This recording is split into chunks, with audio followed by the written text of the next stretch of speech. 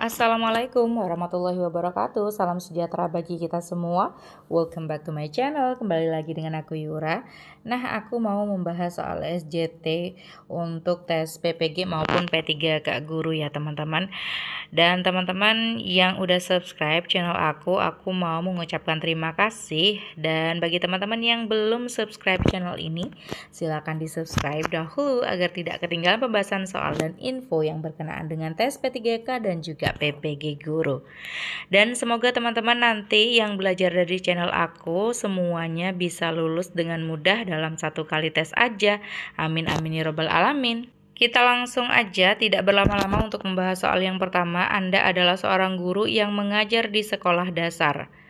Seorang siswa yang cerdas sering membosankan diri dalam kelas karena ia merasa materi pelajaran terlalu mudah. Bagaimana Anda akan menangani situasi ini? Nah, masalahnya ya teman-teman, ada yang sering merasa bosan seperti itu di kelas. Bagaimana kita menanggapinya atau menangani situasi tersebut? Dia merasa bosan karena dia pikir materinya terlalu mudah. Berarti anak ini sebenarnya bisa dan pintar ya teman-teman. Mengentengkan seperti itu, dia bisa mengerjakan soal yang lebih sulit. Berarti kan masalahnya seperti itu. Opsi yang A memberikan tugas tambahan yang lebih menantang kepada siswa tersebut. Nah, sejauh ini opsi A ini sudah cukup masuk akal ya teman-teman, karena merasa materi pelajaran terlalu mudah, berarti kita berikan saja tugas tambahan yang lebih menantang. Seperti itu, anggaplah sebagai pengayaan seperti itu ya teman-teman. Opsi yang B menyarankan siswa tersebut melakukan aktivitas yang ia sukai di kelas. Nah, walaupun tampak masuk akal saja, namun kurang tepat saja ya teman-teman, seperti itu, kurang efektif saja. Manfaatnya juga tidak akan terlalu terasa nantinya bagi siswa tersebut. Nah, yang ia sukai ini juga apa? Tidak ada kategorinya. Lebih baik kita berikan tugas sesuai kompetensi yang harus dicapai, seperti itu ya teman-teman. Jadi dibanding opsi yang A, opsi B ini kurang tepat. Opsi yang C pasti salah karena di sini melanjutkan pelajaran seperti biasa dan memprioritaskan siswa yang belum memahami. Walaupun siswa yang belum memahami betul kita prioritaskan harus sampai bisa, seperti itu ya teman-teman. Namun kita juga tidak bisa mengabaikan siswa yang satu tersebut yang merasa bosan dan perlu dilayani ya teman-teman, seperti itu. Jadi opsi yang C ini kurang tepat. Opsi yang D memarahi pasti salah. Ingat di video aku sebelumnya bahwa jangan memilih opsi dengan kata kerja yang negatif. Jadi menghukum, memarahi, mengabaikan itu pasti salah ya teman-teman. Tidak usah dilihat ke belakang. Opsi yang E mengangkatnya menjadi tutor sebaya bagi teman-temannya. Nah, ini juga bagus teman-teman. Jadi biasanya yang nilainya sudah tinggi seperti itu, yang tidak remedi, bahkan yang nilainya sempurna, bisa menjadi tutor sebaya bagi teman-teman yang belum paham atau yang tidak mencapai KKM ya teman-teman, alias remedi, seperti itu. Namun di sini kita lihat di soal Anda adalah guru sekolah dasar, berarti kan kita harus memperhatikan keefektifan ini ya teman-teman, menerapkan tutor sebaya di sekolah dasar seperti itu. Mungkin saja bisa dilakukan, namun ketika kita bandingkan dengan opsi yang A, opsi yang E ini lebih bagus opsi yang A. Karena bisa saja opsi yang E ini sudah diwakili dengan opsi yang A. Jadi tugas tambahan itu bisa menjadi tutor sebaya, membuat temannya itu paham, seperti itu ya teman-teman, atau memberikan tugas yang berkenaan dengan materi namun lebih sulit, jadi lebih hot seperti itu dibandingkan dengan yang diberikan kepada temannya. Jadi di sini opsi A ini sudah sempurna, seperti itu ya teman-teman. Jadi jawabannya adalah opsi yang A. Soal nomor 2, Anda adalah seorang guru yang mengajar mata pelajaran seni. Beberapa siswa di kelas Anda tidak memiliki peralatan seni yang cukup. Bagaimana Anda akan menangani situasi ini? Nah, di sini soalnya tidak panjang dan jelas sekali masalahnya apa. Karena di sini peralatan seninya tidak cukup, maka apa yang seharusnya kita lakukan? Opsi yang A menyarankan siswa-siswa tersebut untuk membeli peralatan mereka sendiri. Nah, di sini kurang tepat ya teman-teman. Jadi seharusnya opsi yang diharapkan adalah usaha dari diri kita sendiri. Kalau di sini kan kita menuntut usaha dari siswa-siswa kita. Opsi yang B, mengumpulkan dana untuk membeli peralatan seni tambahan. Nah, di sini bagus ya teman-teman dibandingkan opsi yang A, ada usaha dari kita yaitu mengumpulkan dana, walaupun di dunia nyata ini tampak seperti berhati malaikat seperti itu, namun opsi itulah yang harus kita pilih ya teman-teman, untuk membeli peralatan seni tambahan. Nah, ini sesuai dengan konteks soal, peralatan seninya itu tidak mencukupi seperti itu. Seharusnya kita bisa membeli dengan cara mengumpulkan dana.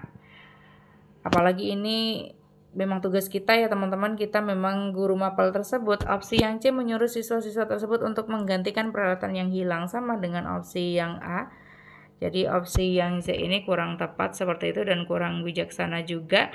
Opsi yang D, memanfaatkan uang kas kelas agar siswa tercukupi sarana prasarana belajar seninya. Nah, di sini kan kalau uang kas kelas berarti kan uang siswa ya teman-teman. Jadi tidak ada usaha dari diri kita sendiri sebagai seorang guru. Jadi sebenarnya ini sama dengan opsi yang A seperti itu. Opsi yang E, mengajukan alat seni kepada sekolah karena itu kewajiban kita.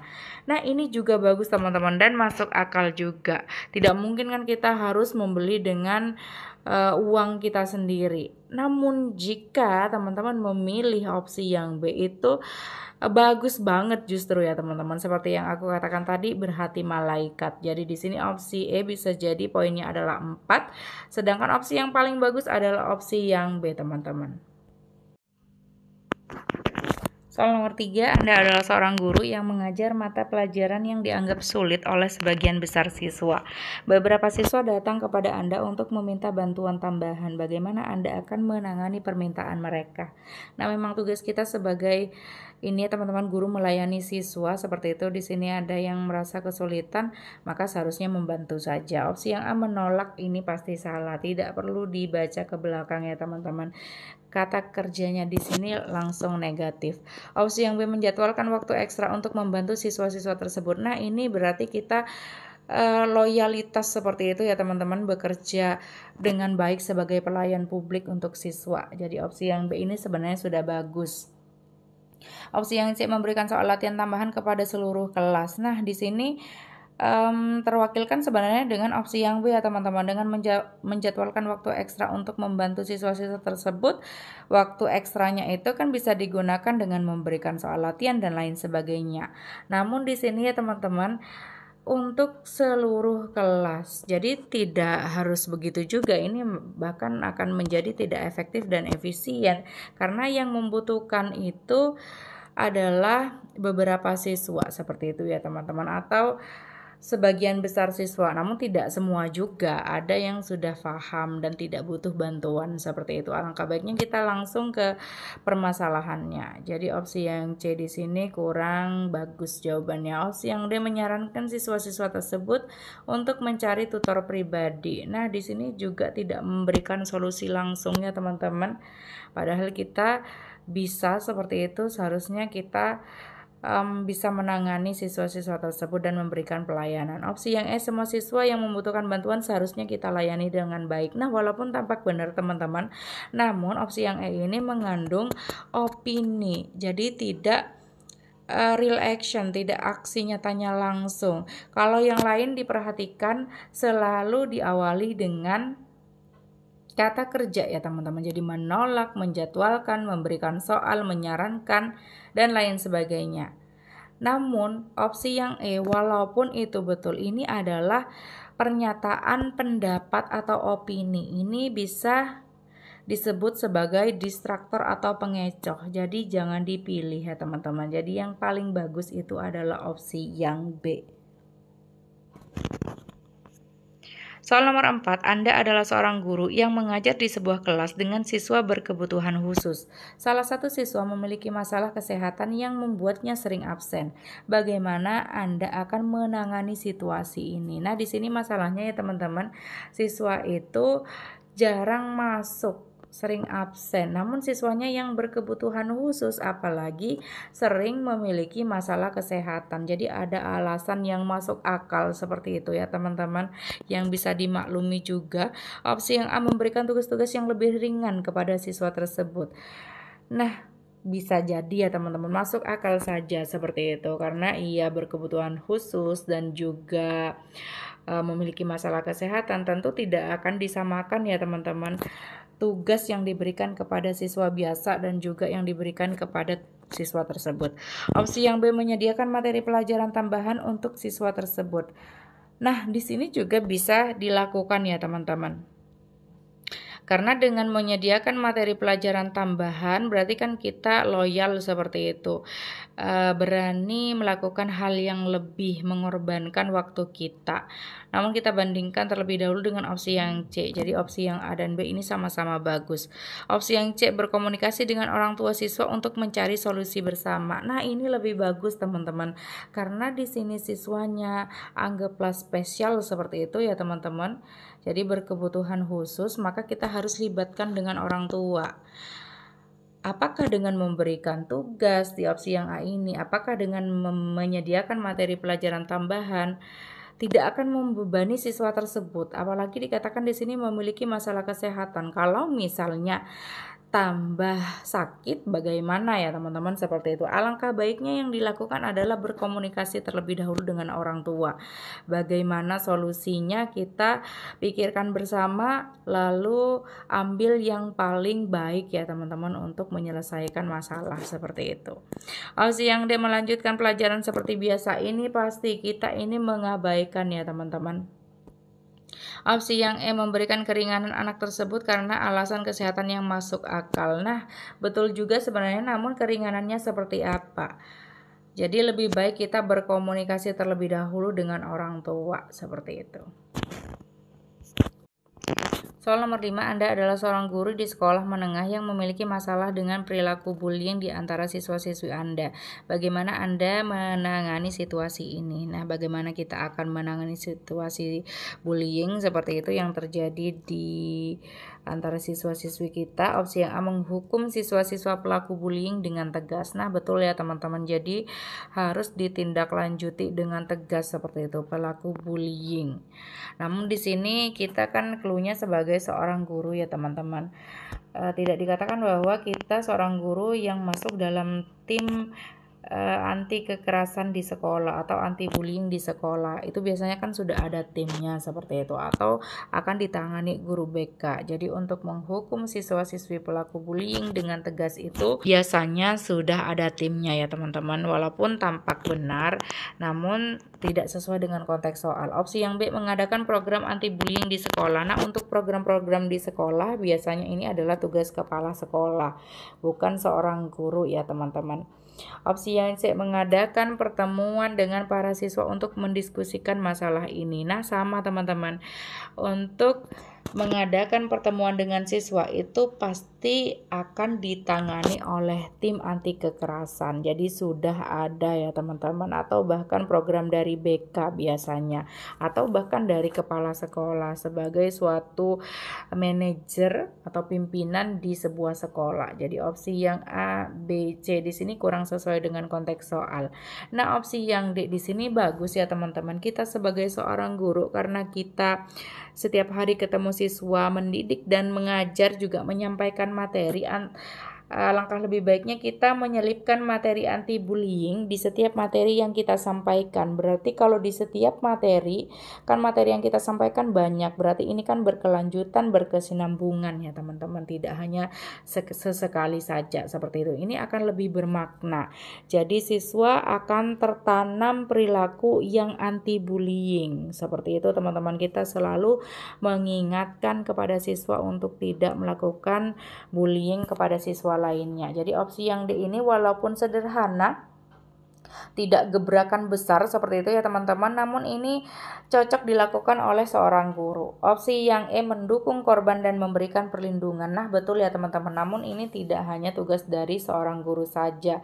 Jadi ini umum ya teman-teman. Jadi misalnya siswa ya juga harus mendukung korban dan juga memberikan perlindungan, guru, lalu juga guru BK, kepala sekolah, wakil ya teman-teman, dan semuanya juga harus mendukung korban, semua warga, dan memberikan perlindungan.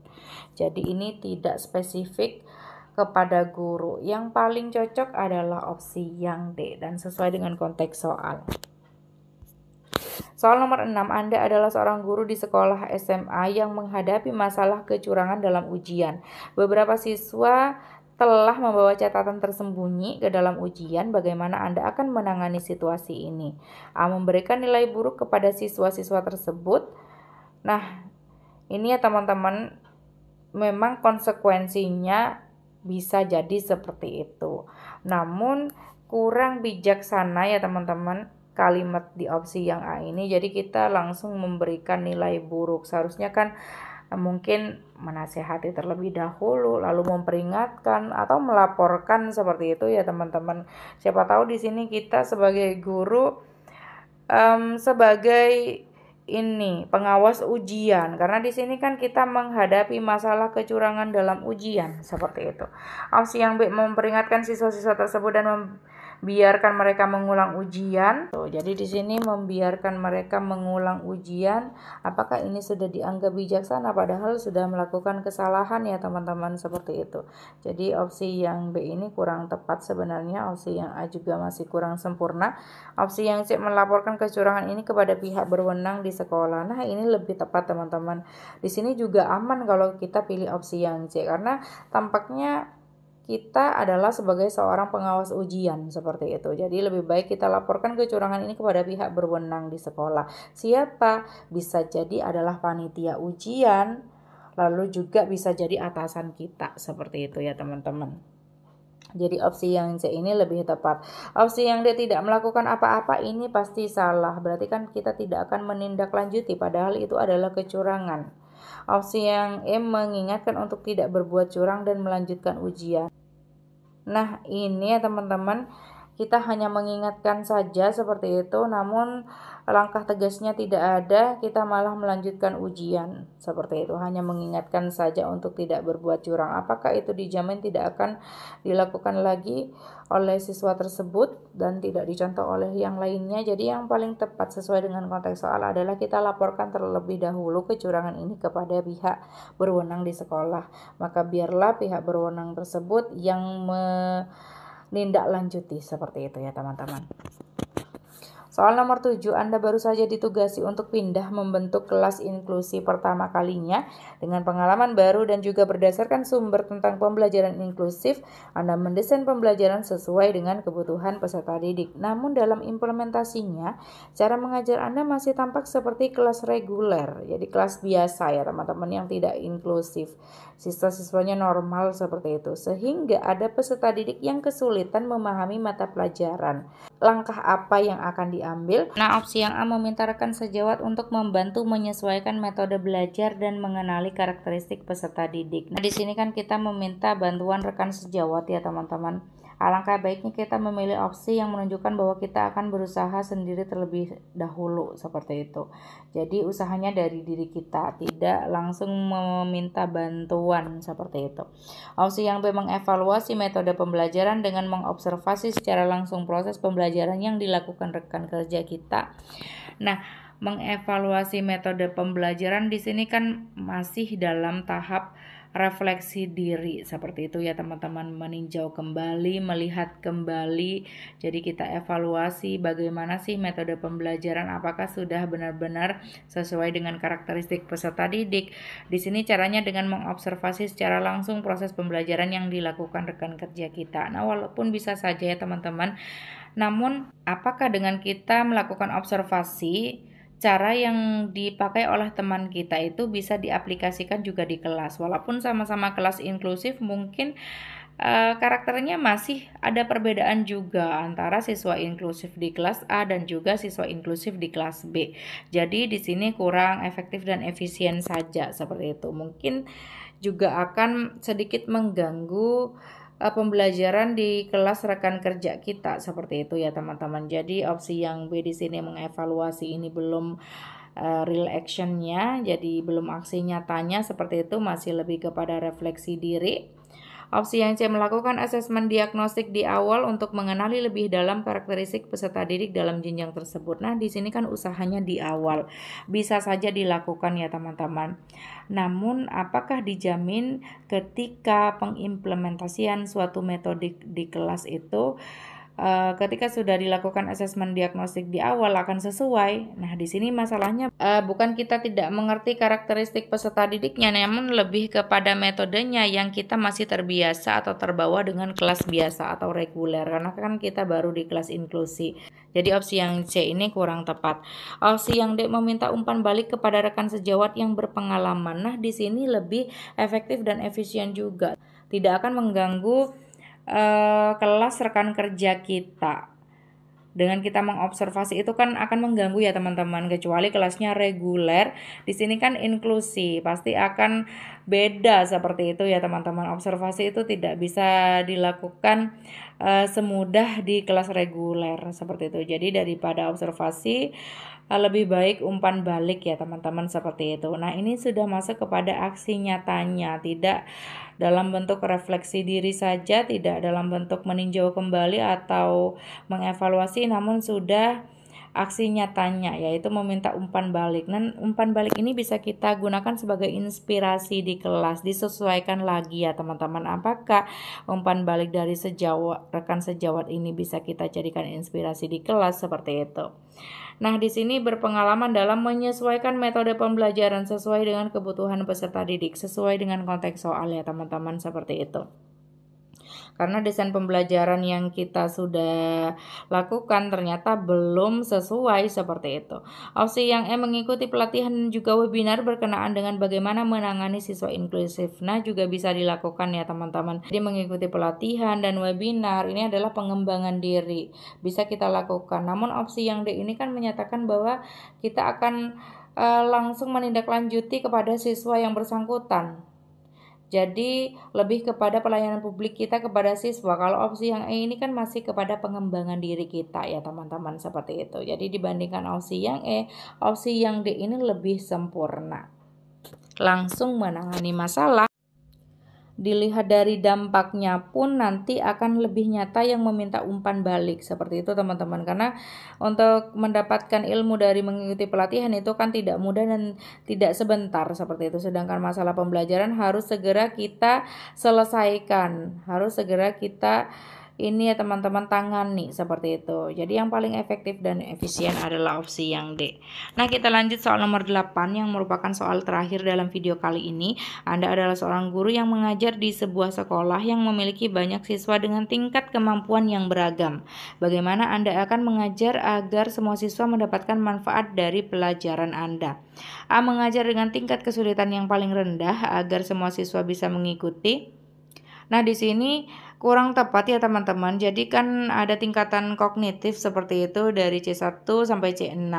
Dan ada yang LOTS, ada yang HOTS. Jadi kalau kita kerjakan atau sampaikan yang LOTS saja, maka kasihan siswa kita ya teman-teman, akan terbiasa mengerjakan pekerjaan yang mudah saja, seperti itu. Jadi opsi yang A di sini kurang bijaksana.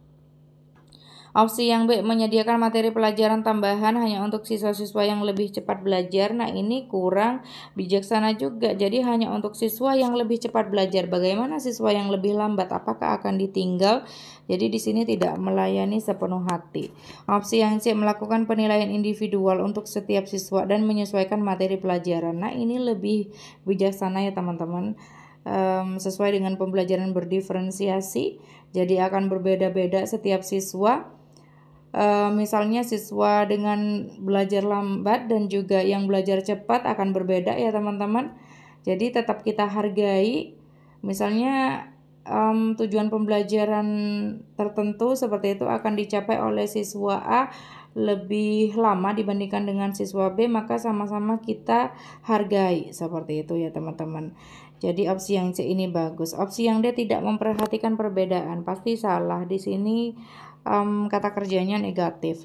Opsi yang E, memaklumi karena perbedaan karakteristik siswa mempengaruhi kemampuan mereka. Nah, walaupun ini masuk akal, namun di sini dengan memaklumi saja ini belum aksi nyata, belum real action ya teman-teman, seperti itu. Hanya memaklumi saja, tidak ada sikap yang benar-benar kita tunjukkan bagaimana, seperti itu ya teman-teman. Jadi opsi yang E di sini kurang tepat. Yang paling bagus adalah opsi yang C. Nah, soal terakhir di sini aku jadikan kuis ya teman-teman, namun berbeda dengan video sebelumnya. Jadi kuisnya aku bacakan. Silakan teman-teman di pause dulu videonya untuk dijawab seperti itu. Namun setelah teman-teman menemukan jawabannya, aku akan langsung membahas nanti ya teman-teman. Silakan pembahasannya langsung disimak di video ini juga. Jadi setelah aku bacakan soalnya. Anda adalah seorang guru yang mengajar di sebuah sekolah yang kepala sekolahnya mewajibkan gurunya mengikuti pelatihan mandiri di PMM. Padahal ini akan mengganggu kinerja Anda sebagai pelayan publik untuk siswa. Maka yang akan Anda lakukan adalah A. Mengikuti pelatihan meskipun resikonya sering memberikan tugas kepada siswa. B. Mengikuti pelatihan dengan memperhatikan waktu agar tidak mengganggu waktu mengajar. C. Mengikuti pelatihan secukupnya saja dan tetap memprioritaskan siswa. D. Fokus mengajar di kelas karena pengembangan diri tidak lebih utama dari pelayanan publik kita kepada siswa. E. Memilih kegiatan yang harus menjadi prioritas demi menjaga profesionalisme kerja. Nah, silakan teman-teman di pause terlebih dahulu, dicari opsi yang terbaik, silakan di-keep terlebih dahulu jawabannya. Nah, jadi teman-teman, KJ untuk kuis kali ini adalah opsi yang B ya teman-teman. Jadi opsi B itu adalah yang paling bijaksana. Mengapa? Jadi kita bahas opsi yang lainnya kenapa tidak. Opsi yang A, mengikuti pelatihan meskipun resikonya sering memberikan tugas kepada siswa. Nah, di sini teman-teman, walaupun ada kata padahal ini akan mengganggu kinerja Anda sebagai pelayan publik untuk siswa. Nah, untuk platform Merdeka Mengajar ya teman-teman, di situ ada fitur pelatihan mandiri dan itu harus kita manfaatkan seperti itu. Jangan dianggap itu akan membebani kita atau akan merusak waktu kita untuk berkomunikasi dan menyampaikan materi di kelas ya teman-teman. Jadi kita harus bijaksana menggunakannya seperti itu. Walaupun kita akan mengikuti pelatihan tersebut, namun di sini resikonya memberikan tugas saja kepada siswa. Kita kan tugasnya tidak hanya memberikan tugas, namun juga menyampaikan materi, membuat siswa paham, lalu juga menilai, mengevaluasi dan lain sebagainya. Jadi opsi A ini kurang tepat. Opsi yang C, mengikuti pelatihan secukupnya saja dan tetap memprioritaskan siswa. Nah, ini bagus juga ya teman-teman. Namun secukupnya saja tampaknya ini kurang bagus. Jadi secukupnya berarti sedikit dong. Bagaimana kalau kita bisa melakukan hal yang lebih? Jadi masih ada batasan di sini, walaupun di sini kalimat selanjutnya sangat positif sekali. Namun opsi yang B ini lebih bagus ya teman-teman. Dari awal kalimat sampai akhir itu positif sekali. Opsi yang D, fokus mengajar di kelas karena pengembangan diri tidak lebih utama dari pelayanan publik kita kepada siswa. Nah, di sini tidak dikatakan bahwa kita akan melakukan atau mengikuti pelatihan mandiri tersebut, dan juga di situ diwajibkan oleh kepala sekolah ya teman-teman, atasan kita, maka kita lakukan karena itu bagus untuk kita. Jadi opsi yang D ini kurang tepat. Opsi yang E, memilih kegiatan yang harus menjadi prioritas. Nah, ini kurang jelas. Jadi prioritasnya yang mana itu kurang jelas. Tidak dinyatakan bahwa kita akan mengikuti pelatihan, atau juga tidak dijelaskan bahwa kita tidak akan meninggalkan kelas kita demi mengikuti pelatihan ya teman-teman. Jadi opsi yang E di sini ambigu. Paling bagus adalah opsi yang B. Jadi aku pengen tahu bagi teman-teman yang sudah menjawab betul, silakan berkomentar di kolom komentar, dan bagi teman-teman yang belum beruntung masih salah boleh berkomentar juga, namun tetap semangat ya teman-teman. Selamat bagi teman-teman yang sudah menjawab benar. Semoga ini bisa terjadi nanti saat mengikuti tes PPG maupun P3K dengan soal SJT ya teman-teman. Di sini teman-teman bisa menemukan opsi dengan poin yang tertinggi yaitu 5. Nah, sampai di sini terlebih dahulu. Terima kasih sudah menonton. Jangan lupa di like, comment, dan subscribe. Wassalamualaikum warahmatullahi wabarakatuh.